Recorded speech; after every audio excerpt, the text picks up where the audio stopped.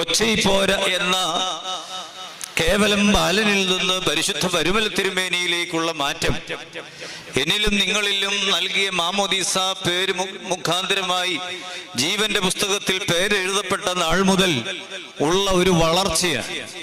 ആ വളർച്ചയുടെ സാധ്യത നമുക്ക് ഓരോരുത്തർക്കുമുണ്ട്. അതാണ് മാലാഖമാരും മനുഷ്യനും തമ്മിലുള്ള വ്യത്യാസം എന്നാണ് പിതാക്കന്മാർ പഠിപ്പിക്കുന്നത്.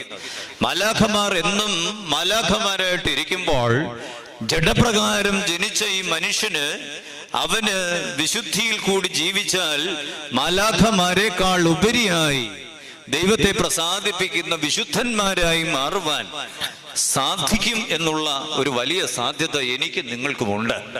അത് പ്രയോജനപ്പെടുത്തുവാൻ നമ്മുടെ ജീവിതത്തിന്റെ നാളുകൾ സാധിക്കട്ടെ. അതിന് ഈ പരിശുദ്ധന്റെ ജീവിതം മാതൃകയായി തീരട്ടെ. ഒന്നാമതായി പരിശുദ്ധ പരുമല തിരുമേനിയുടെ ജീവിതത്തെക്കുറിച്ച് നമ്മൾ പഠിക്കും.